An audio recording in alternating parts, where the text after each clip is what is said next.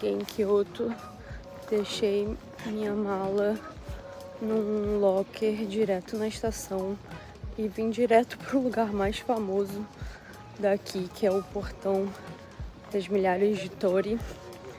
São 7h20 da manhã e já está cheio de gente. Então foi a melhor decisão que eu tomei, vir direto aqui. Que eu ia ainda ir pro hostel, deixar minhas coisas, porque eu fiz a reserva desde ontem, porque eu sabia que eu ia chegar cedo. Eu falei, já vou direto, porque se eu quiser dormir um pouco, vou tomar um banho. Foi a melhor coisa que eu fiz vir logo, porque se já tá assim essa hora, gente. Jesus. Esse é, sem dúvida, um dos santuários mais icônicos do Japão, reconhecido instantaneamente pelos milhares de portões vermelhos, os Torii. Fundado em 711, o Fushimi Inari Taisha é dedicado a Inari, a divindade do arroz, fertilidade e prosperidade dos negócios. É um local que respira história, fé, tradição a cada passinho que você dá e a cada portão vermelho que você passa. Os Torii têm uma história bem interessante também por trás. Eles surgiram originalmente como portões simbólicos que separavam o mundo humano do mundo sagrado, marcando a entrada em um espaço espiritual. A cor vermelha predominante nos portões representa a proteção contra o mal e energia vital. Com o tempo, surgiu a tradição de doar uma Torii como forma de agradecimento por bênçãos recebidas ou um pedido por prosperidade, especialmente nos negócios. Cada Torii traz inscrições que contam com a sua própria história. Na parte da frente, voltado para quem entra ao santuário, está a data da doação. E atrás, voltado para quem sai, o nome do doador ou da empresa. Essa prática começou no período Edo, entre 1603 a 1868, quando os comerciantes acreditavam que dedicar uma Torii aumentaria suas chances de sucesso. Até hoje, cada portal carrega uma história e uma intenção de alguém que passou por ali com muita fé. E aqui é mesmo uma trilha subindo a montanha. Por todo o caminho você vai encontrar as famosas Kitsune, que são as raposas mensageiras de Inari.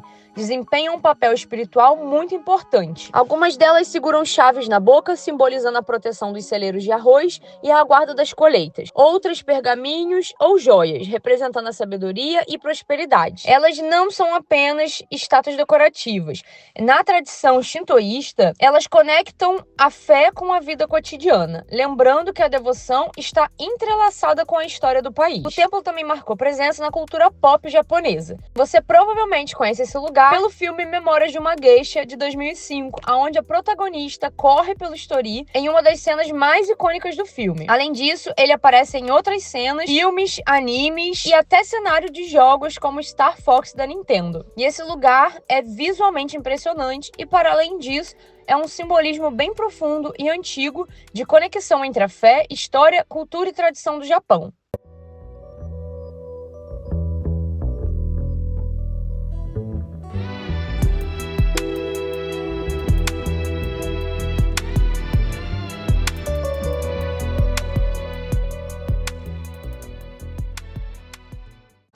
Agora sim, depois de quase 2 horas caminhando aqui dentro, é interminável. São 4 quilômetros, eu não vou fazer tudo. Eu fiz, eu acho que 2/3, quase tudo. Não cheguei a fazer tudo. Tem que ter muita disposição que não tem no momento. Então eu vou voltar pro hostel e vou por aqui pra poder ver mais um pouquinho. Voltar pro hostel, não vou dormir, mas eu preciso tomar um banho, mudar de roupa e tomar um café da manhã pra poder seguir o dia. Agora sim, recuperada na medida do possível. Já tomei um banho, mudei de roupa e vou sair agora pra tomar um café com calma e explorar Kyoto. Não sei o quanto eu vou aguentar fazer hoje, porque dá pra perceber o quão cansada eu tô, né? Eu não consegui dormir nada no ônibus, eu tô virada.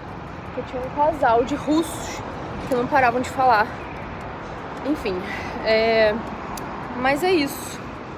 Eu vou tomar um café da manhã pra ver se me dá uma energia pra eu poder explorar um pouco. Assim, Kyoto, ele é uma cidade que não é grande, só que tem muito templo. E o problema aqui é que os templos são pagos. E eu me recuso a pagar, gente. Eu só vou pagar mesmo assim nos mais principais, que tem um templo de ouro e tudo mais, mas fora isso, eu confesso que eu me sinto um pouco incomodada de ter que pagar pra entrar em lugar sagrado, igreja, seja o que for. Então, assim, eu vou me restringir só a ir nos principais e andar por aí, conhecer o bairro, a cidade e ver como é que é. Vamos lá. É o famoso mercado de peixe, mas ao redor dele, na diagonal, tem um outro mercadinho que dá pra comprar bastante souvenir, roupa de segunda mão, bem de tudo.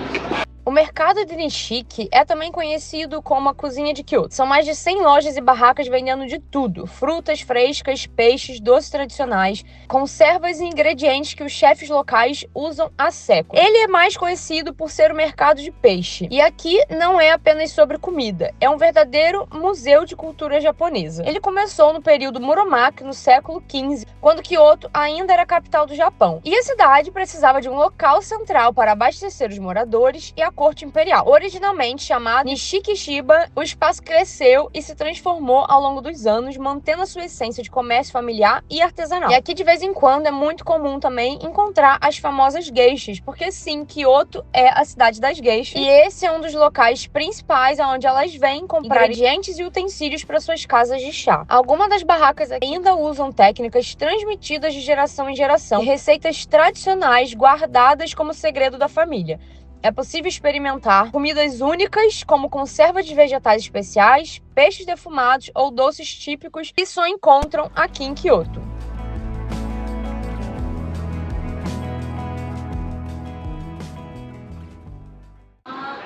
Aqui em Kyoto há alguns bairros tradicionais das geishas, né? E esse daqui é o mais antigo e o mais bem preservado. É lógico que tem prédios e outras casas mais modernas misturadas hoje, mas vocês ainda conseguem ver as casas antigas de madeira. Alguns são restaurantes, casas de chá, teatros, onde as geishas fazem as apresentações, e outras são onde as geishas moram. Então eu vou explicar um pouquinho pra vocês como que funciona, né? O que são as geishas, por que elas são tão importantes para a cultura do Japão. E por que tem tanta história aí por trás delas, né? A forma com que elas se vestem. Uns dizem que elas são meninas de programa, mas não é bem assim. Então vamos entender melhor como que funcionam as geishas, quem elas são e como que elas existem ainda hoje. Bem, quando se fala em Kyoto, é impossível não pensar nas geishas. Vocês sabem, né, quem são as geishas, aquelas mulheres vestidas de kimonos, com uma roupa, com uma maquiagem bem marcante, penteados bem tradicionais japoneses. Eu acho que sempre quando a gente pensa no Japão, é uma das primeiras imagens que vem na nossa cabeça. Porém, diferente do que muita gente acha, porque acabou virando realmente uma lenda ligada a elas, elas não são profissionais de entretenimento adulto. Elas são artistas e verdadeiras guardiãs da cultura japonesa.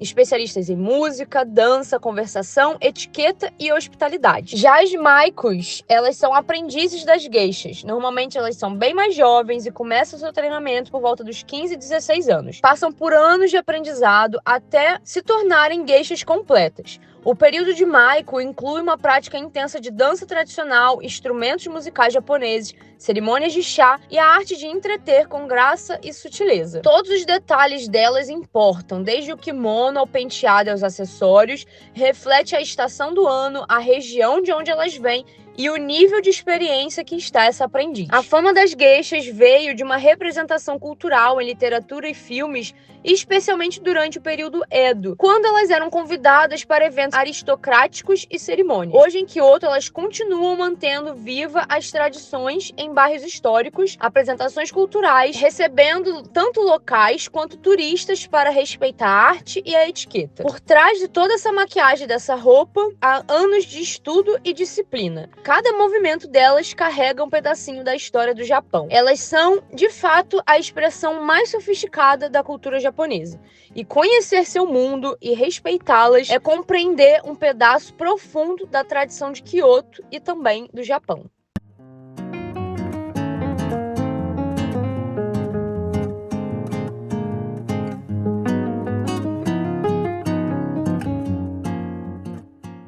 esse é o templo de Kiyomizu-dera, que significa Templo da Água Pura, que é um dos templos mais famosos aqui de Kyoto, fundado em 778. É um testemunho da história e da tradição budista no Japão. Aqui, a maior parte dos templos são shintoístas, que é a religião central do Japão. Porém, diferente dos outros templos, esse daqui é um templo budista. Ele está localizado na encosta da montanha de Ottawa e oferece uma vista incrível e panorâmica da cidade, especialmente durante a temporada das cerejeiras, na primavera e também no outono. E aqui a plataforma principal foi construída inteiramente sem nenhum prego, sustentada por pilares de madeiras que chegam aos 13 metros de altura. Dentro do templo vocês vão encontrar a cachoeira de Ottawa, que as águas se dividem em 3 canais, e cada uma simboliza uma bênção, a longevidade, o sucesso nos estudos e a boa sorte no amor. É uma tradição que os visitantes bebam dessas águas com muito cuidado e respeito, participando de um ritual que atravessa muitos séculos. Ele também abriga estátuas e artefatos históricos representando a vida de Buda e os ensinamentos budismo. E aqui foi onde deu a origem a uma expressão japonesa muito famosa, que em português seria algo como pular do palco de Kiyomizu, usada para significar arriscar algo muito importante na vida.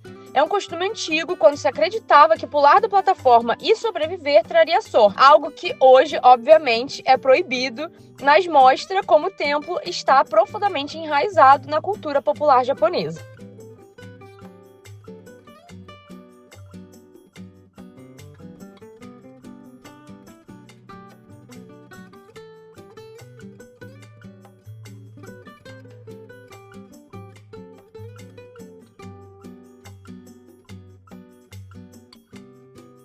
E se for pagar para entrar em todos os lugares, fica muito caro. Isso é uma grande diferença que eu senti pra Coreia, porque muita coisa lá é gratuita, gente. Museu, templo. Eu nunca paguei pra entrar em templo nenhum, nem museu nenhum na Coreia, só nos palácios. E mesmo assim, é um valor assim simbólico, cara. É tipo 1 euro.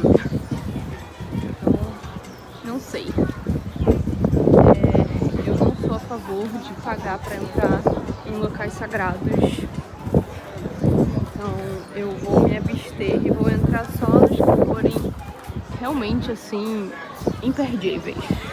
E como eu disse, eu não gosto de pagar para entrar em templos, santuários ou qualquer lugar religioso. Mas eu também entendo que muitos desses lugares pedem uma taxa na entrada justamente para ajudar na manutenção e preservação dos locais, para garantir que ele continue sendo um patrimônio cultural para todos. Por isso, se você tem interesse, a entrada custa 500 ienes para adulto e 200 para criança, o que dá mais ou menos R$18, €2,90 ou $3,50. Descendo do templo, você chega nas ruas mais famosas de Kyoto, que é a Sanenzaka e a Ninenzaka, que são 2 viazinhas pequenas, mas muito, muito charmosas. São todas pavimentadas com pedras e ladeadas por construções tradicionais de madeira que parecem ter parado completamente no tempo, oferecendo um pequeno vislumbre do que era o Japão antigo. A Sanenzaka é conhecida como a Rua dos 3 Anos. E esse nome é porque tem uma antiga crença que dizia que se você cair nessa rua, poderia te trazer 3 anos de má sorte. Enquanto a Ninenzaka significa a mesma coisa, porém, ao invés de ter 3 anos, terem 2 anos de má sorte. E por aqui vocês vão encontrar lojas de lembrancinha, artesanato, doces tradicionais, pequenas casas de chá. É um local perfeito para sentir o clima de Kyoto e observar as arquiteturas preservadas. É um local que está sempre bem cheio, por isso eu recomendo, se você quiser andar aqui com um pouco mais de tranquilidade, conseguir apreciar a arquitetura local e toda a vibe desse lugar, venha de manhã bem cedinho ou retorne no final da tarde, já anoitecendo. E como em todo lugar de Kyoto, é claro que aqui também é ponto de passagem das geishas e das maikos, que são, como eu expliquei, as aprendizes das geishas. Dependendo do horário, é possível caminhar aqui e avistar elas se deslocando nos seus trajes e maquiagens tradicionais. Ao atravessar pelas ruas de Ninenzaka e Sanenzaka, a paisagem se abre e diante de você surge a Pagoda de Asaka, também chamada de Rokandi. É uma impressionante construção de 5 andares e um dos símbolos mais fotografados de Kyoto e de todo o Japão. Com mais de 1.400 anos de história, ela foi erguida no século VI, em homenagem a Buda. Mas, assim como muitos templos japoneses, ela foi destruída e reconstruída diversas vezes, ao longo dos séculos por incêndios e guerra. E a versão atual data de 1440, muito, muito antiga. antiga mesmo. Cada andar aqui representa um dos 5 elementos da filosofia budista: terra, água, fogo, vento e céu. E curiosamente, apesar da altura e da estrutura aparentemente frágil, ela resistiu a terremotos ao longo dos séculos, graças ao pilar central que absorve os impactos. Não é à toa que ela se tornou um ícone de Kyoto. Estar diante dela é praticamente como sentir a alma da cidade. À noite, essas ruas se transformam, porque começa a encher de gente procurando as geishas, né? Porque quando elas começam a sair para fazer as apresentações, os restaurantes começam a abrir. Então, de dia eu passei aqui e não tinha ninguém. Agora a gente já começa a andar e já começa a ver mais pessoas andando por aqui. E cada vez vai ficando mais cheio. Essa rua e a outra do outro lado, que fica mais movimentada ainda, porque é onde tem mais restaurantes e onde tem os teatros das apresentações das geishas.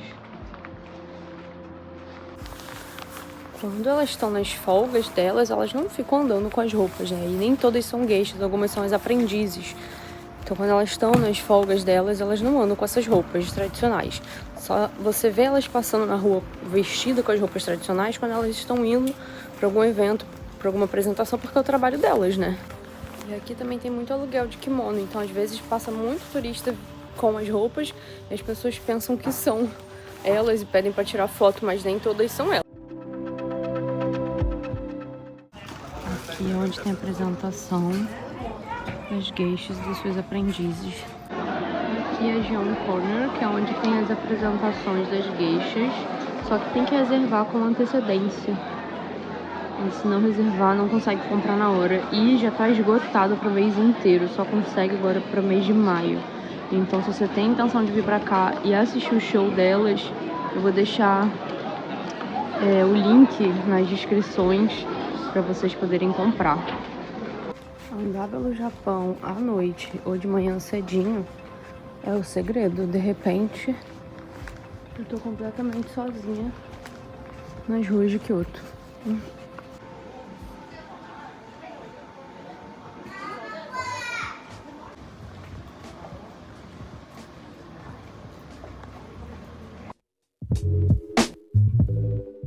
No nosso segundo e último dia em Kyoto, é claro que a gente não podia deixar de conhecer um dos locais também mais famosos aqui da cidade, que é a Floresta de Bambu, que fica localizado no bairro de Arashiyama. Originalmente, esses bambus foram plantados para criar barreiras naturais e separar áreas e também fornecer materiais de construção, artesanato e utensílios cotidianos. Com o tempo, o local se transformou em um cenário que combina a estética, funcionalidade e a contemplação. E por aqui, em dias de vento, você passa pelos caules e eles criam um som suave e quase hipnotizante. É um pedaço até bem menor do que eu esperava, é realmente uma pequena trilhazinha, porém a floresta fica bem pertinho do rio Katsura e ao redor tem vários templos, lojas de artesanato, cafés. É um bairro bem interessante e vale super a pena passar uma manhã ali conhecendo e desbravando. E também de manhã bem cedo, como eu fui bem cedinho de manhã, antes das 7 da manhã eu já estava lá, eu terminei de fazer toda essa caminhada e voltei pelo rio. Caminhando pela cidade, eu consegui ver os monges recolhendo doações de casa em casa e de comércio em comércio. Eles vão sempre caminhando com barulhos de tambores, sinos e também com canções.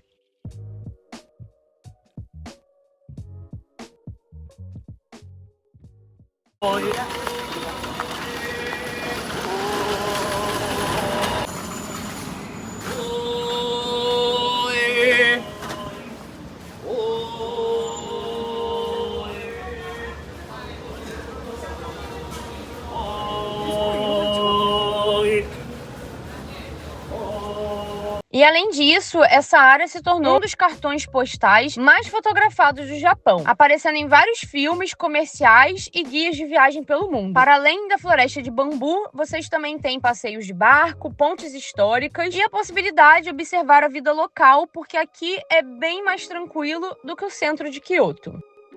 E na estação de trem, que fica bem no centrinho ali da cidade, chamada de Arashiyama, você encontra uma floresta de kimono, que é bem diferente do que se pensa. São torres de vidro que exibem tecidos tradicionais japoneses feitos de kimono. E aqui tem vários padrões e cores delicadas, criando uma sensação mesmo de estar passando por uma floresta feita de tecido.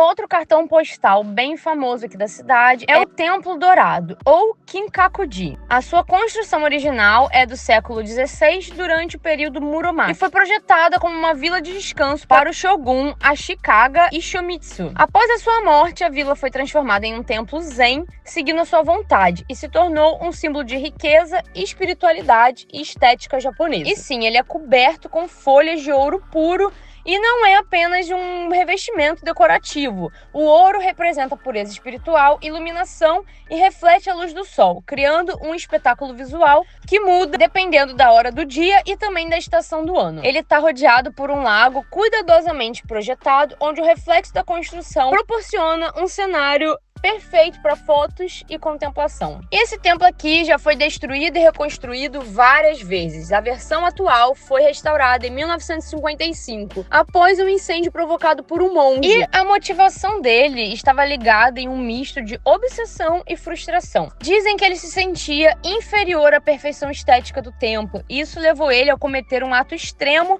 de colocar fogo no prédio. O incêndio destruiu completamente a estrutura original, mas o templo foi reconstruído com cuidado e hoje é um símbolo de resiliência e preservação histórica. E durante a reconstrução, materiais e técnicas tradicionais foram usados para manter a autenticidade histórica. Hoje, ele é um patrimônio mundial da Unesco e também um dos lugares mais fotografados do Japão. Também serviu de inspiração para vários filmes, mangás e obras de arte, sendo reconhecido internacionalmente. Eu optei por não visitar o Palácio Imperial, porque apesar dele ser gratuito, eu não tenho mais muito tempo aqui na cidade, então eu vou pro Niju Castle, pro Palácio de Niju, porque dizem que lá é muito melhor, muito mais bonito, apesar de ser pago. Aqui você não pode acessar o interior do palácio, só fica andando ali por dentro dos muros, ver os jardins, e é basicamente o que tem aqui fora. Eu dei uma passeada aqui, dei uma olhadinha ali nos portões dele e vou seguir pro outro palácio, porque dizem que precisa de umas 2 horas nesse palácio, então eu vou optar por ele. Acho que vai valer mais a pena. E é isso. Então, como vocês já sabem, Kyoto já foi a capital do Império, e durante 1000 anos esse daqui era a residência oficial da família imperial. E até ela ser mudada, né, a capital, para Tóquio, deixou de ser e passou a ser só um museu, um centro de visitantes e um jardim. Então, ele tem a sua importância, mas se você tem tempo, eu recomendo visitar. Como eu não tenho tempo, eu tô tendo que fazer escolhas. Mas eu já vi, é legal, é interessante, mas realmente não tem muita coisa pra ver lá dentro. Então, se é pra optar, até se você tem tempo, mas você tá cansado, você quer optar por uma das coisas, eu vi as recomendações de que o Niju é mais bonito. Então, vamos descobrir. O castelo de Niju foi erguido em 1603 e é um dos mais importantes símbolos do poder do shogunato Tokugawa e da história de Kyoto. Ele foi residência oficial do primeiro shogun do período Edo, o Tokugawa Ieyasu, e ele serviu como centro político e administrativo, onde as decisões que moldaram séculos de história japonesa eram tomadas. E diferente dos templos ou pagodes, o castelo era tanto uma moradia luxuosa quanto uma fortaleza estratégica, protegida por muralhas, fossos, portões maciços, pensados para impedir qualquer tentativa de invasão. E aqui tem os famosos Nightingale Floors, esses pisos que levam o nome de Nightingales, que é um pássaro. Porque conforme você pisa, eles rangem, funcionando como um sistema de alarme, denunciando um intruso pelo som. É uma mistura perfeita de arquitetura, segurança e estratégia. Os salões internos são decorados com pinturas, biombos e detalhes em ouro. Aqui não se podia filmar nem fotografar, mas eu consegui filmar o máximo que eu pude para mostrar para vocês. Cada sala aqui tinha uma função bem específica, como por exemplo, recepção de visitantes, reuniões políticas, políticas, cerimônias e até mesmo encontros discretos entre o shogun e seus aliados. Há relatos de que decisões militares e políticas importantes eram discutidas aqui, fazendo o castelo um verdadeiro centro do poder do Japão feudal. Ele é cercado por um jardim, que também é um outro espetáculo. Construído no estilo japonês tradicional, combina lagos serenos, pontes elegantes e pequenas ilhas,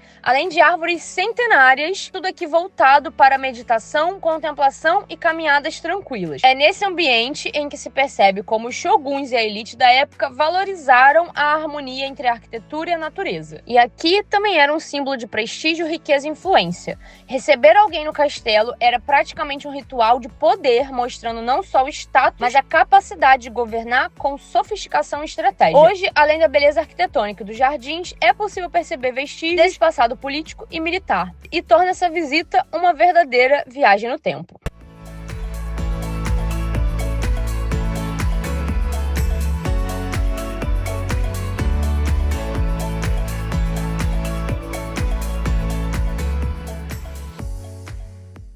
Conhecido como o Caminho do Filósofo, é uma das experiências literalmente mais poéticas da cidade de Kyoto. É um caminho de cerca de 2 quilômetros que margeia um canal cercado de cerejeiras que florescem na primavera, criando um espetáculo visual incrível. O nome vem do filósofo Nishida Kitaro, que no século XX costumava percorrer esse trajeto diariamente e refletia sobre a filosofia, vida e espiritualidade. Então, de certa forma, caminhar por aqui é reviver esse hábito de contemplação e introspecção que se tornou parte da alma da cidade. Mas quem foi Nishida Kitaro? Ele nasceu em 1870 e morreu em 1945. E ele fundou a Escola de Kyoto, combinando a filosofia ocidental com o pensamento budista. Ele buscava compreender a experiência humana, a ética e a relação entre o indivíduo e o mundo, criando ideias que até hoje influenciam a filosofia japonesa. E como ele passava por aqui para refletir sobre suas teorias, deu-se o nome desse lugar de Caminho do Filósofo, como eu expliquei. E aqui conecta várias tradições culturais e espirituais na cidade de Kyoto. Durante a primavera, as cerejeiras florescem, criando um túnel natural. E já no outono, a mudança das flores cria um outro espetáculo.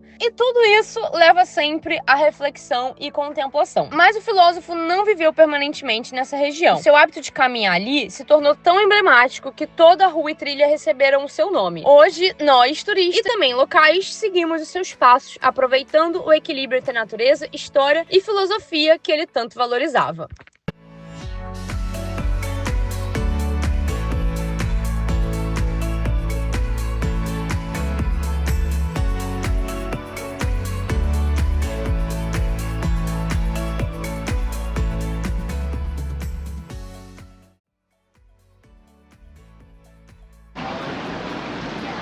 A vibe de Kyoto é muito completamente diferente. Muito restaurante, muita gente na rua, esperando pra comer. Também tem muito barzinho e umas coisas um pouco duvidosas. Mas é uma vibe gostosa. O clima tá muito bom. Eu ainda tô andando sem manga nenhuma.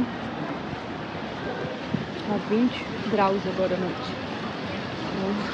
Tô dando graças a Deus, gente, de ter acabado aquele frio que eu tava na Coreia, porque eu não tava aguentando mais não. Mas é uma vibe bem diferente, mas é muito legal a noite, é tranquilo. Vocês estão vendo que tá umas coisas duvidosas, é aquilo ali que eu falo. Vocês estão vendo que tá silencioso, apesar de estar movimentado? Mas é, isso é o Japão.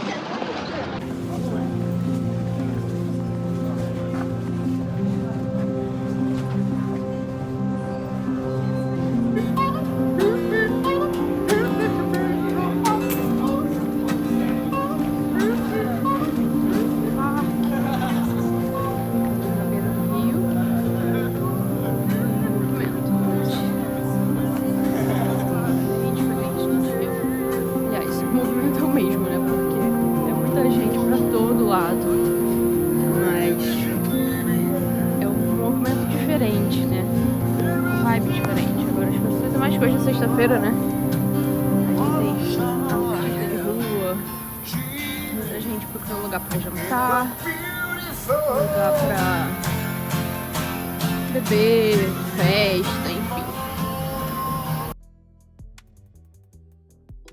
Eu acabei não conseguindo visitar esse templo, porque como esse era o meu último dia, eu acabei dando prioridade para outros lugares que eu tinha mais interesse de conhecer. E eu achei que eu iria conseguir fazer tudo a tempo de visitar esse templo por último. Porém, quando eu cheguei, ele já estava fechado. Mas esse daqui é o templo de Kyo-Ogokuku, que foi fundado no século 17, no período Edo, e também era um templo zen, ligado à escola de Rinzai do budismo. Ele nasceu com a função de proteger Kyoto e seus habitantes espiritualmente, e servia como um local de meditação e estudo para os monges. A arquitetura desse templo é clássica japonesa e, além dos detalhes em madeira, também tem um jardim belíssimo que eu tava muito ansiosa para conhecer. É um pouco menos turístico do que os outros, por isso dizem que ele é um espaço mais tranquilo e autêntico. E o nome dele significa, literalmente, o templo que protege o país e a capital, porque naquela época Kyoto ainda era a capital imperial do Japão. E mesmo que eu não tenha conseguido entrar, olhar o templo e observar os seus detalhes, já dá pra ter uma noção da experiência completa que ele entrega. Então, se tiver um pouquinho mais de tempo do que eu, se organize e não deixe de visitar esse templo.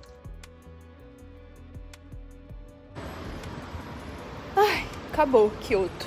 Estou com minhas coisas, indo pegar o trem-bala. Eu não vi de Tóquio para Kyoto de trem-bala, que era a minha intenção, mas estava muito caro. Então eu vi de ônibus noturno, como vocês sabem. E eu estou indo de Kyoto para Osaka, que são tipo 15 minutos só. Mas faz parte da experiência, né? Eu vou ver como é que é, porque foi a jornada mais barata que eu encontrei para poder pegar o trem-bala. Eu não queria sair do Japão sem experimentar o trem-bala. E mesmo sendo uma jornada curta, é uma experiência. Então vamos ver como é que vai ser.